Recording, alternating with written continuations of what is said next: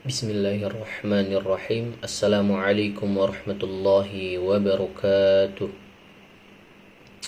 Alhamdulillah wassalatu wassalamu ala rasulillah wa ala alihi wa sahbihi wa mawalah. La hawla wa la quwwata illa billah.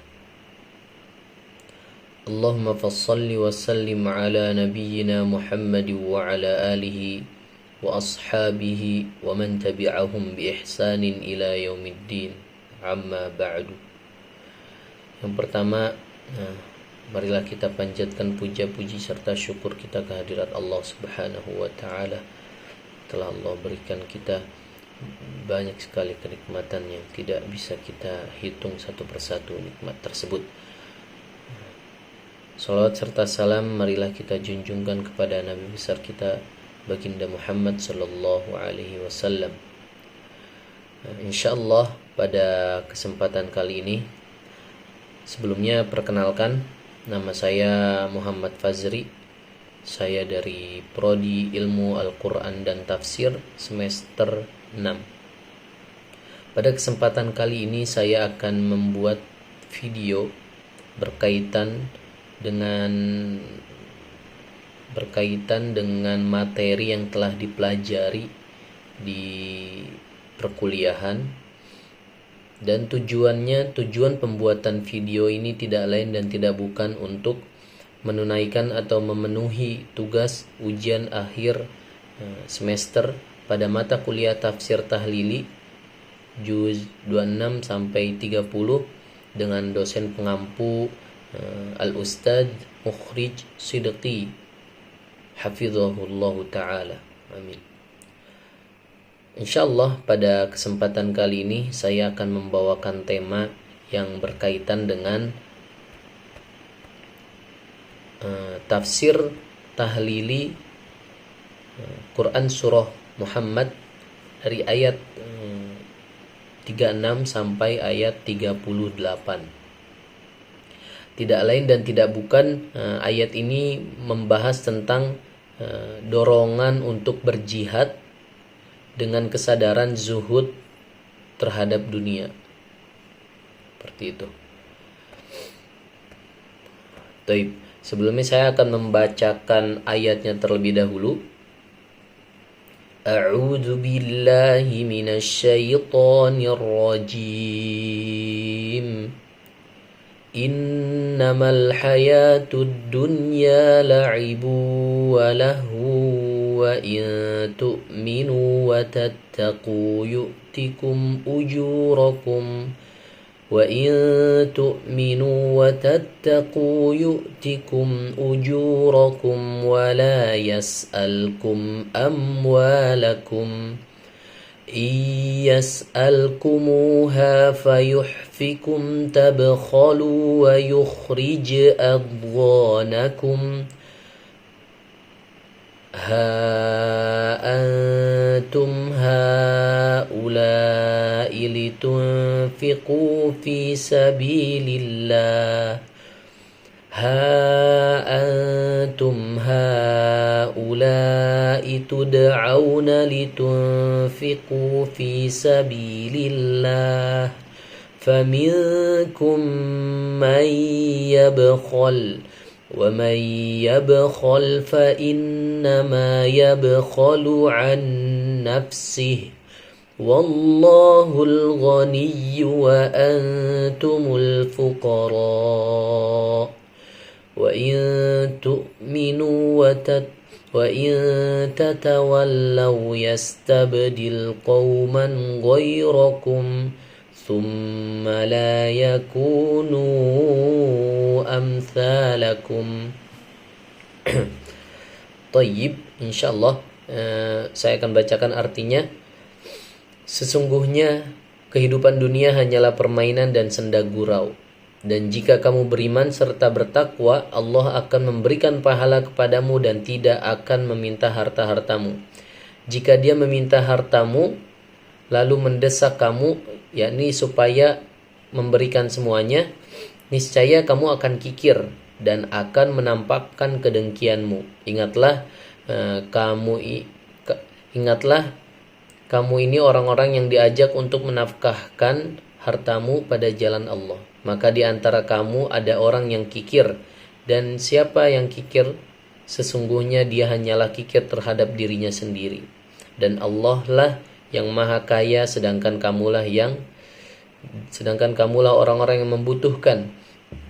Dan jika kamu berpaling, niscaya dia akan mengganti kamu dengan kamu yang lain, dan mereka tidak akan seperti kamu ini. Kita lihat di tafsir tahlilinya, saya kutip atau saya ambil dari ini ya, tafsir Ibnu Katsir. Bismillahirrahmanirrahim. Allah Subhanahu wa taala berfirman menceritakan hinanya perkara duniawi awal-awal ini, dan ketiadaan harganya terkait duniawi ini. Allah Subhanahu wa taala berfirman yang bunyinya, innamal hayatud dunya la'ibu walah. Sesungguhnya kehidupan dunia hanyalah permainan dan senda gurau. Maksudnya ialah hasilnya hanyalah itu terkecuali sebagian darinya yang digunakan karena Allah Subhanahu wa taala. Untuk itulah maka disebutkan dalam firman berikutnya. Nah, ini masih ada kaitan dengan firman selanjutnya. Innamal hayatud dunya la'ibu walah wa in tu'minu wa tattaqu. Dan jika kamu beriman serta bertakwa, yu'tikum ujurakum wa la yas'alkum amwalakum. Allah akan memberikan pahala kepadamu dan tidak akan meminta harta-hartamu. Di sini sudah jelas ya. Sebelumnya Allah berfirman berkata, innamal hayatud dunya la'ibu walah. Sesungguhnya dunia itu hanyalah senda gurau, permainan dan senda gurau semata. Setelahnya lalu Allah menerangkan wa in tu'minu wa tattaqu. Dan jika kamu beriman serta bertakwa.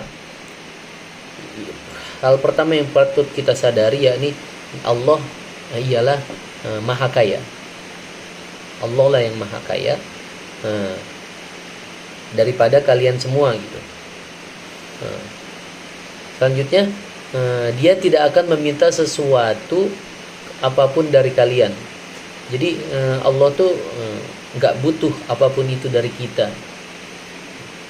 Dan sesungguhnya dia memfardukan zakat harta benda hanyalah untuk menyantuni dan untuk membantu saudara-saudara kalian. Justru di sini Allah menjelaskan di tafsir Ibnu Katsir dijelaskan bahwasanya inilah yang menjadikan kita wajib berzakat, teman-teman sekalian. Harta benda hanyalah untuk menyantuni orang-orang saudara kalian. Jadi di sisi lain selain Allah mewajibkan itu untuk kita beribadah kepada Allah, di situ pun ada kaitannya dengan hablum minan nas, yakni kita memanusiakan manusia untuk memberikan hak-haknya kepada yang membutuhkan. Nah, selanjutnya yang justru manfaatnya akan kembali kepada kalian sendiri, juga pahalanya diraih oleh kalian sendiri. Jadi yang seperti saya bilang tadi, bahwasanya Allah tuh nggak butuh amal soleh kita gitu.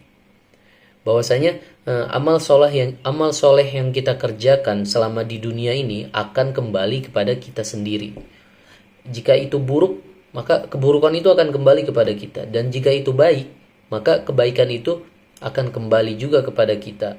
Maka dari itu ya teruslah berusaha untuk berbuat baik, karena mau bagaimanapun kebaikan itu akan kembali kepada kita.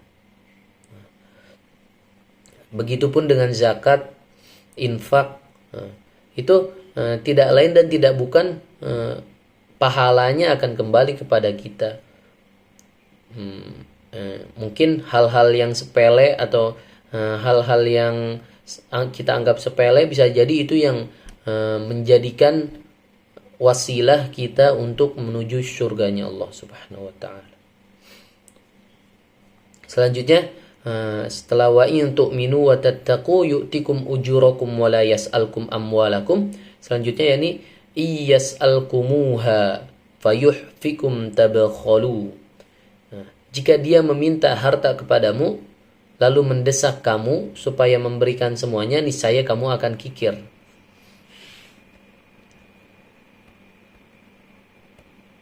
Nah, di sini niscaya kamu akan kikir. Iyas'alkumuha fayuhfikum tabakhalu.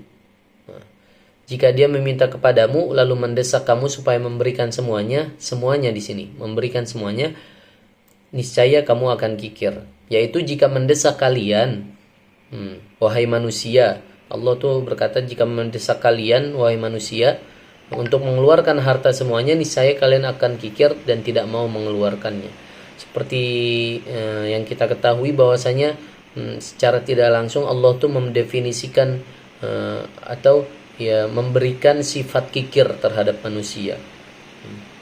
Kayak Allah berfirman tadi, jika meminta harta secara keseluruhan, yakni secara semuanya sekaligus, maka kamu akan kikir gitu. Enggak mau, kalian tidak akan mau mengeluarkan harta sedikit pun gitu. Kayak gitu.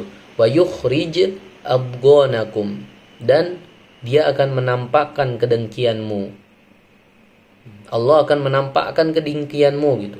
Kalau Allah tuh minta semua atau seluruh harta yang kamu miliki. Qatadah mengatakan dengan makna ayat ini bahwasanya Allah Subhanahu wa taala telah mengetahui bahwa dengan mengeluarkan harta maka terbacalah apa yang tersimpan di dalam dada. Benarlah apa yang dikatakan oleh Qatadah, karena sesungguhnya harta itu sesuatu yang dicintai dan tidaklah dibelanjakan melainkan untuk keperluan yang lebih disukai oleh pemiliknya dari harta itu. Jadi seperti yang dikatakan di dalam Quran, Allah berfirman di dalam surat lain terkait al-malu wal banuna zinatul hayatid dunya, bahwasanya harta ini adalah zinah, perhiasan duniawi gitu. Terus di ayat yang lain juga intinya harta ini sebagai fitnah. Maka dari itu di sini dikatakan bahwasanya harta, Qatadah mengatakan bahwasanya ketika telah benarlah apa yang dikatakan Qatadah oleh Qatadah mengeluarkan harta, maka terbacalah apa yang tersimpan di dalam dada. Jika dia tidak sukarela atau tidak sungkan untuk mengeluarkan hartanya di jalan Allah Subhanahu wa taala, maka bisa disimpulkan bahwasanya dia itu ya manusia yang dermawan, yakni menempatkan mengeluarkan hartanya di jalan yang tepat untuk infak, untuk zakat, sedekah, memberikannya kepada fakir miskin dan lain sebagainya. Itulah yang disebut dengan ketika manusia itu ketika mengeluarkan harta maka terbacalah apa yang ada di dada. Karena kan sifat fitrahnya manusia itu pasti akan mengeluarkan harta ketika ada hal yang dia butuhkan atau keinginan yang dia inginkan dan itu perlu mengeluarkan harta, maka dari situ dia akan mengeluarkan harta itu untuk keinginannya sendiri. Berbeda dengan orang yang beriman, orang yang beriman tidak akan mendahulukan nafsunya, tidak akan flexing, dan dia akan menyiapkan bekal akhirat dengan wasilah dia berinfak, memberikan hak-hak orang-orang fakir miskin dan lain sebagainya.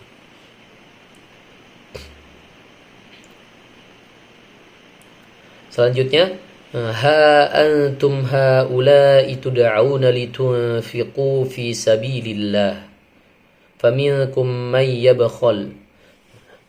Yang artinya, ingatlah kamu ini orang-orang untuk menafkahkan hartamu pada jalan Allah, maka di antara kamu ada orang yang kikir. Maksudnya ialah tidak mau memenuhi ajakan tersebut. Ya, ini tidak mau berinfak, berjihad di jalan Allah untuk menafkahkan hartanya. Selanjutnya wa may yabkhal fa innama yabkhalu an nafsih. Nah, di sini ya dan siapa yang kikir sesungguhnya dia hanyalah kikir terhadap dirinya sendiri. Yakni sesungguhnya akibat dari kekikiran itu akan menimpa dirinya sendiri dan sesungguhnya yang dikurangi itu hanyalah pahalanya sendiri. Jadi yang seperti apa yang saya bilang tadi, amal solih yang kita perbuat di dunia ini tidak lain dan tidak bukan akan kembali kepada diri kita sendiri. Seperti itu. Wallahul ghaniyyu wa antumul fuqara, dan dialah Allah yang maha kaya, yakni tidak membutuhkan harta kita, tidak membutuhkan amal soleh kita. Sesungguhnya amal soleh yang kita lakukan akan kembali kepada diri kita sendiri. Wa antumul fuqara, dan kamulah orang-orang yang membutuhkan. Secara fitrah membutuhkannya sifat maha kaya bagi Allah, sifat lazim baginya, dan sifat fakir bagi makhluk adalah sifat lazim bagi mereka yang tidak dapat terpisahkan darinya. Fuqara itu adalah sifat lazim yang dimiliki oleh manusia, sedangkan Allah memiliki sifat lazim maha kaya. Sifat maha kaya yang dimiliki oleh Allah Subhanahu wa taala. Selanjutnya wa in tatawallaw, dan jika kamu berpaling, yastabdil qauman, di sini berpaling di sini artinya yakni berpaling dari ketaatan kepada Allah Subhanahu wa taala dan mengikuti syariatnya. Jadi berpaling di sini artinya berpaling dari ketaatan dan mengikuti syariatnya itu. Yastabdil qauman ghairakum tsumma la yakunu amsalakum. Niscaya dia akan mengganti kamu dengan kaum yang lain dan mereka tidak akan seperti kamu ini. Maksudnya ialah mereka adalah orang-orang yang tunduk patuh kepadanya dan taat kepada perintah-perintahnya.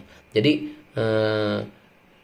ketika kita berpaling atau tidak mengikuti ketaatan, kita berpaling dari ketaatan dan melakukan syariatnya, kita berpaling dari melakukan syariat kepada Allah, itu maka kita akan digantikan dengan orang-orang yang tunduk dan patuh kepada Allah dan taat kepada perintah Allah.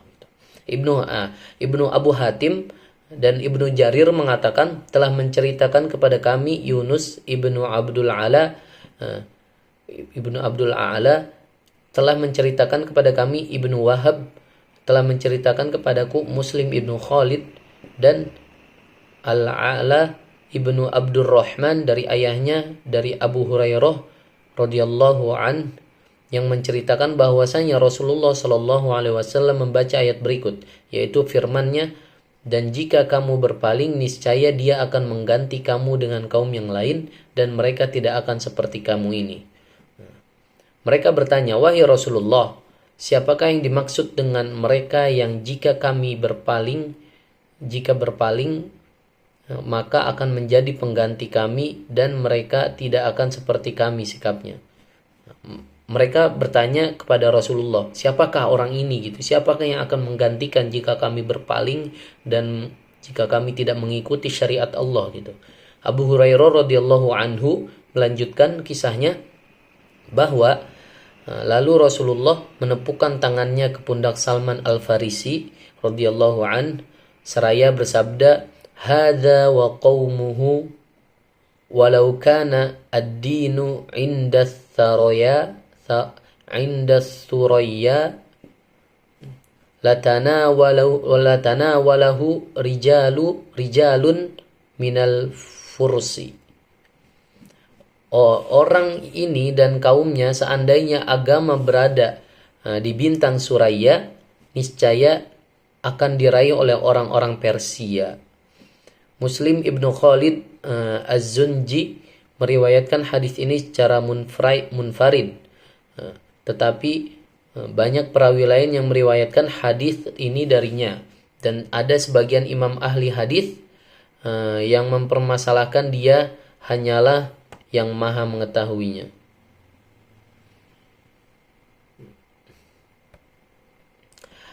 Baik, itulah kurang lebih dari pembahasan tafsiran Ibnu Katsir ayat 36 sampai ayat 38 pada surah Muhammad. Nah, pada surah Muhammad. Jadi tidak lain dan tidak bukan kontekstualisasi yang bisa diambil dari ayat ini. Yang pertama yakni dunia adalah permainan, senda gurau tempatnya hal-hal yang melalaikan dan syahwat. Dan yang kedua yakni harta adalah sesungguhnya yang disenangi, atau harta adalah sesuatu yang disenangi oleh manusia gitu. Yang ketiga yakni sifat kikir. Semoga kita terjauh dari sifat kikir dan tidak ragu untuk berinfak, berzakat, bersodakoh gitu. Yakni karena sebagian dari harta kita ialah ada sebagiannya dari sebagian harta kita itu adalah pemiliknya orang-orang yang membutuhkan seperti fakir miskin gitu. Yang keempat, Allah Subhanahu wa taala Maha Kaya dari para hambanya dan segala sesuatu. Allah Subhanahu wa taala tidak sedikit pun membutuhkan harta mereka. Yani Allah enggak membutuhkan amal solih dan harta kita. Allah hanya membutuhkan sesungguhnya seluruh amal solih atau kebaikan yang kita lakukan akan kembali kepada kita sendiri gitu. Lalu yang kelima yakni Allah Subhanahu wa taala akan menggantikan mereka dengan kaum lain yang lebih menaati Allah Subhanahu wa taala daripada mereka. Lalu kaum itu menjadi yang lebih utama, lebih ideal dan lebih baik daripada mereka. Taib. Mungkin itu saja yang bisa saya sampaikan. Semoga apa yang disampaikan bisa bermanfaat dan mohon dimaafkan karena tentunya masih banyak sekali kekurangan dari apa yang saya sampaikan. Dan semoga dan apa yang saya sampaikan, apa yang disampaikan itu tidak lain dan tidak bukan kesalahan dari diri saya pribadi, dan jika ada kebenaran itu datangnya dari Allah Subhanahu wa taala. Semoga kita terjauh dari sifat kikir dan lalai terhadap kehidupan dunia dan senantiasa untuk selalu berinfak di jalan Allah Subhanahu wa taala, memberikan hak-hak orang-orang fakir miskin, dan semoga kita semua Allah jadikan sebagai ahlul jannah. Tayyib, mungkin itu saja yang bisa saya sampaikan, kurang lebihnya mohon maaf. Hadani Allah wa iyyakum ajma'in. Barakallahu fikum. Assalamualaikum warahmatullahi wabarakatuh.